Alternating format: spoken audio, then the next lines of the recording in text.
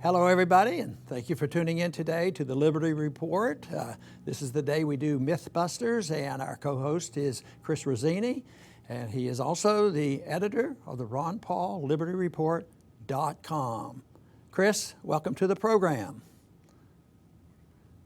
Great to be back. Did we eliminate all the myths out there, or do we still have a few to talk about? The myths seem to never stop, so let's get right to it. Governments are constantly trying to outfox and outmaneuver the marketplace with their laws and regulations in their attempt to help their voters.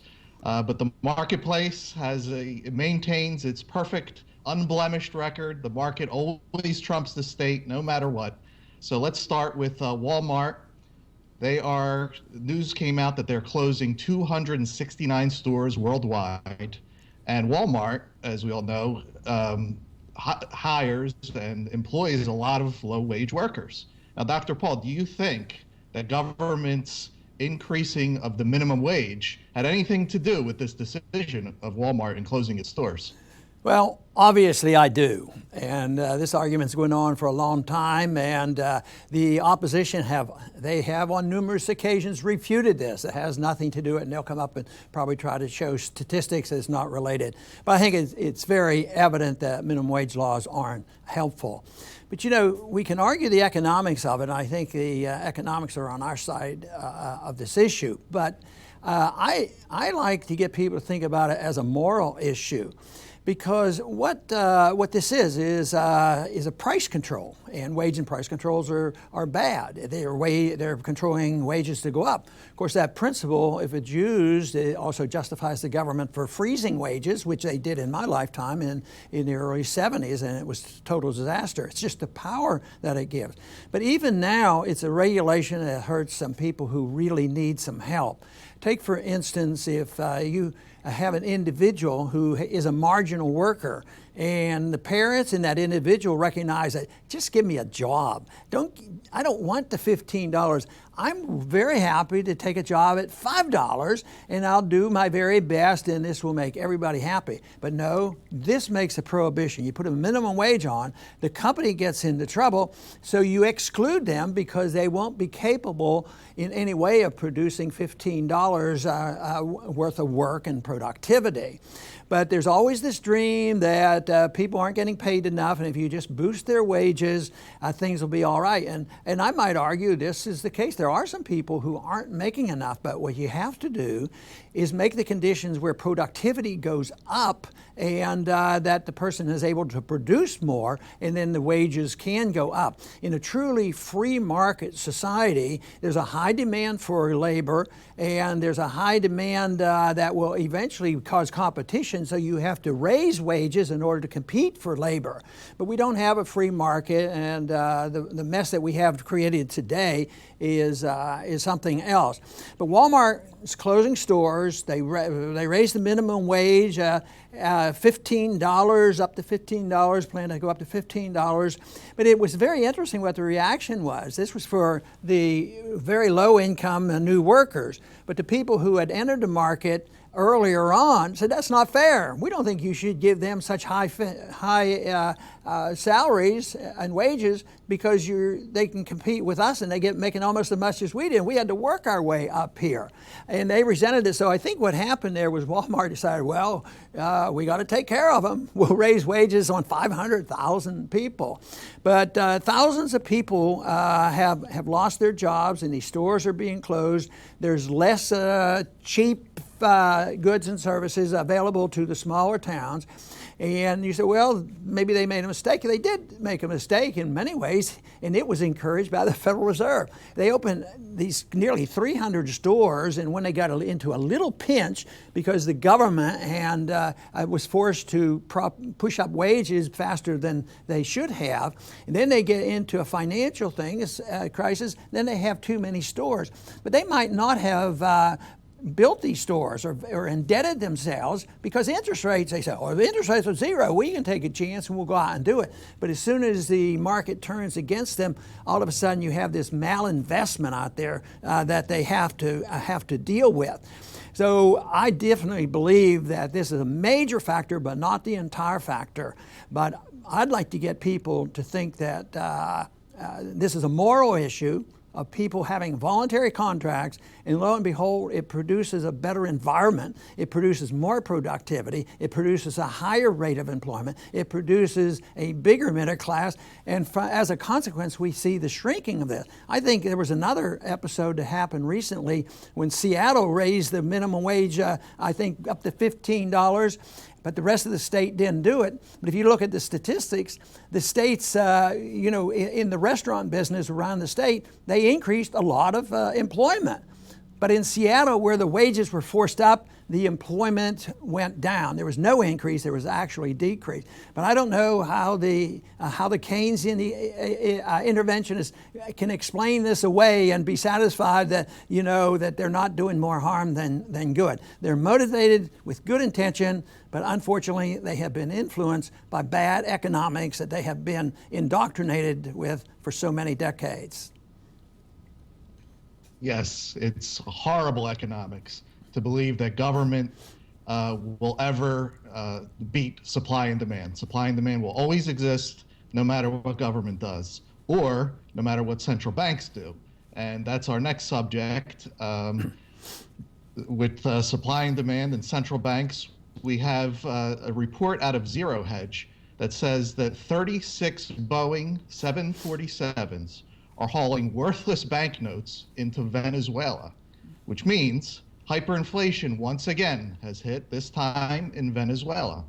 Now, Dr. Paul, when will people realize, this is another example of supply and demand overpowering central banks, when will people realize that we need sound market money instead of this centrally planned money? Well, they're not going to realize it worldwide until the dollar suffers the same consequences. Right now we see it. We see it in Zimbabwe and different countries. But one thing that you do to get runaway inflation is you get rid of computer money, checking accounts and all. They don't have the runaway inflation as much as once they starting printing notes, because people exchange it, it speeds up the velocity of money. People get it and they get rid of it. And it seems like the runaway inflation always involves notes. So we all have seen these Zimbabwe notes, billions and millions of dollars worth. As a matter of fact, I have signed a lot of those. People that I talk to on campuses, they're fascinated with what these numbers are. And that's what Venezuela is working for. And it's based on the myth that wealth can come out of a printing press or putting numbers on a piece of paper, which is absolutely false. And computer entries can't do it either. You have to have money as something that is of a limited supply. It has to be a commodity, and people have to be able to exchange it at will. But ultimately, the evil behind it, the incentive is, of course, government spending, welfare spending or war spending, and we're embarked on this.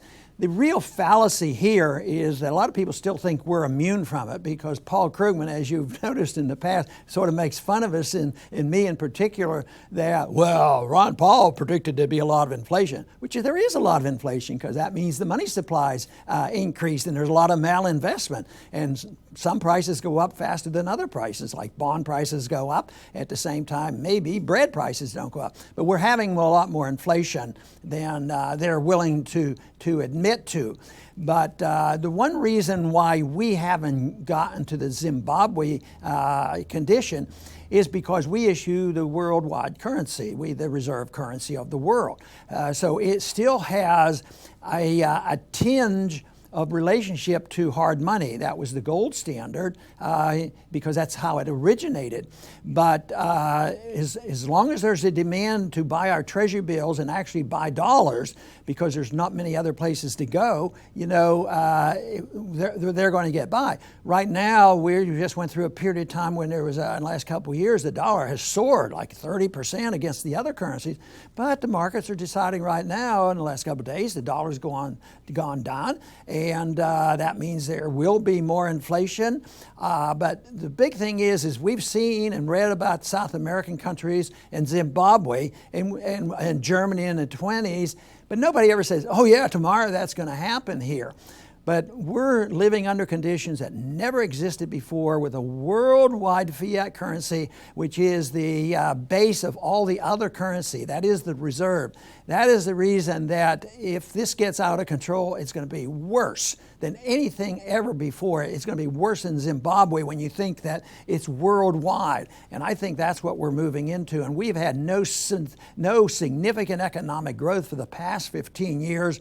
There's a lot of inflation out there, and all they have left to do is continue to print money, and they can't get interest rates any lower, so they're trying negative interest rates. Maybe that'll force the people to do the right thing. And of course, the follow-up with that is they will control cash and deny our right to use cash, which means the crisis is building, and it's going to end very badly for all of us. So we have to think about this once again in a moral issue. It's morally wrong to counterfeit money.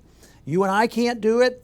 And according to the Bastiat principle, if we can't counterfeit money, neither should a secret Federal Reserve counterfeit money for the benefit of the politicians and the special interests on Wall Street. That would go a long way just to understanding that basic principle, and we may well return rapidly to a free market economy. Amen to that. Next, Dr. Paul, let's jump into a little bit of politics. And this is such a common myth, but let's cover it. We haven't covered it yet. Donald Trump is supposedly going to take our country back. Marco Rubio says the same thing. He's going to take our country back. But back to what? They're obviously not going to take it back to a time of greater liberty or respect for the Constitution. That's not even talked about.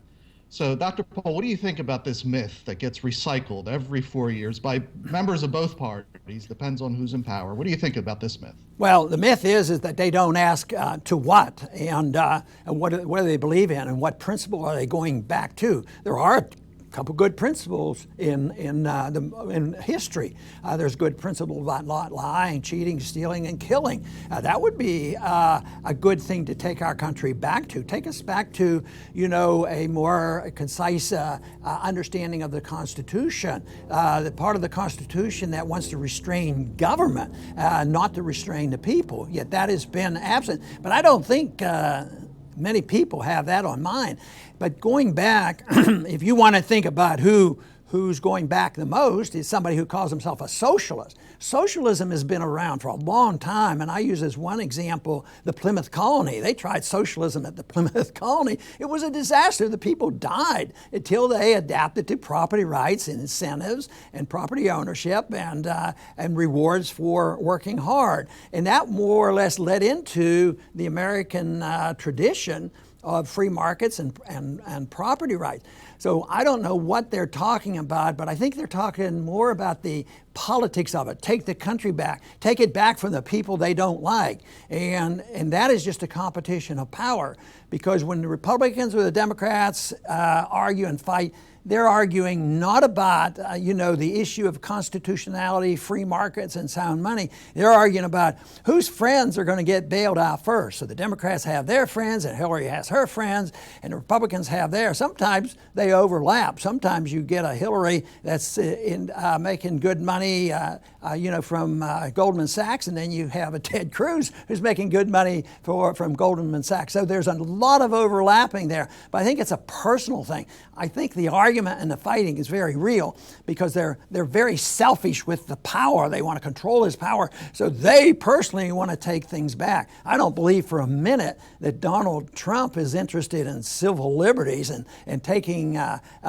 position back that would introduce a libertarian society and a free society and sound economic policies. His record isn't there, and yet here we are. We have libertarians that are thinking, well, Rand's out of the race now. I guess we're going to have to go with Ted Cruz and the other candidates or Trump, and that is not going to be it. Taking their country back has to be understood that if you want to take something back, we actually have to go forward. We have to advance the knowledge and the understanding of how free markets work and move it where we have a better understanding than ever before about what liberty is. We have a better understanding today about what free markets are all about in monetary policy than it was even available to the founders of this country. So I don't want to go backwards in any way except maybe some basic truths. What we want to do is go forward with the advancement of the understanding and the imposition of liberty on all those who are willing to accept it.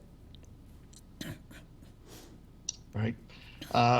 Finally, Dr. Paul, let's cover an issue. It's almost comical to even talk about this, but Hillary Clinton, who recently cashed in a nice $675,000 from Wall Street, comes out and says, yes, we need to crack down on Wall Street, but that's not enough. And Dr. Paul, you know, the financial industry has close to 50,000 regulations on it as it is. Wall Street is surely not afraid of any type of government, quote unquote, regulations. Perhaps if Hillary wants to crack down on Wall Street, she would force them to work in a free market. That would really scare them. What do you think about that idea? Well, that's the whole thing. The free market, people say, oh, you guys are, laissez-faire. You don't want any regulation. No, the truth is we want a lot tougher regulations. When people overextend themselves and take risks, they may make money for a while, but then they go broke. But then they want bailed out. And they're too big to fail. A free market would never do that because we'd consider it theft. You took your risk and you lost. You bear the responsibility of that, and you don't get bailed out. The free market is very, very rigid in the regulation. You can't steal and you can't defraud people. You have to follow up on your promises. But there is a lot of regulations under these conditions. But a lot of times you hear Bernie Sanders, who, if you don't check it out, will say something that I possibly could say, and that is you got to crack down on certain financial interests, the ones who are benefiting from the government, and that's entirely different. That's entirely different than cracking down on free markets. He wants to crack down on wealth. And both of us want to crack down on crony capitalism. And that is the whole thing. The real myth there is that if you say crack down on Wall Street and it's really crony capitalism, that's a lot different than cracking down on all successful people who make money by making an honest living and not getting any special benefits from the government. The other thing we have to realize is that if you resort to trying to correct the mistakes of the Federal Reserve, that is, the Federal Reserve messes up the market. They're an economic planner, and there's always going to be mistakes. So they think, okay, we admit there's a mistake, so what we have to do is regulate people. And the Fed gets all these powers to regulate. And that doesn't work at all. The regulations get out of control. And guess what? If you want banking regulations, because the Fed deals with banking, guess who will write the regulations? It won't be the free market. It won't be treating everybody equally. It will be the people who have accumulated a lot of wealth, who are going to get bailed out, that will then buy Congress, and they will write the regulations. Literally, a lot of times they do, just like the drug companies write the regulations for the FDA. So the special interests, when they realize the system is going, it just builds this special interest system.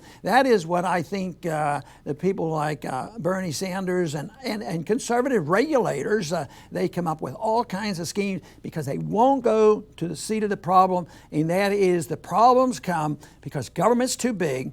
The role of government is that most people accept that it should be big. We should continue with 45 million people on food stamps, and we should take care of the military industrial complex. They won't do that. So therefore, we have to have the Fed to finance this, and then they get powerful. So if you had a government that was designed only to protect the liberties of the people, and not to be the policeman of the world, not to regulate the economy, and not to regulate your personal lifestyle, you wouldn't have this at all. You'd still have the problems, but you would have the problems that would be isolated, should be dealt with because somebody committed violence. It would be a local issue. But if we allow this to continue, believe me, it'll just make a lot more trouble for it, and we'll continue this process, and you can't solve the problems with more regulations. It's been too much regulation and too much government is the problem. And the sooner we realize that and look for guidance from the Constitution, say the purpose of the Constitution. And really the goal that was originally set many years ago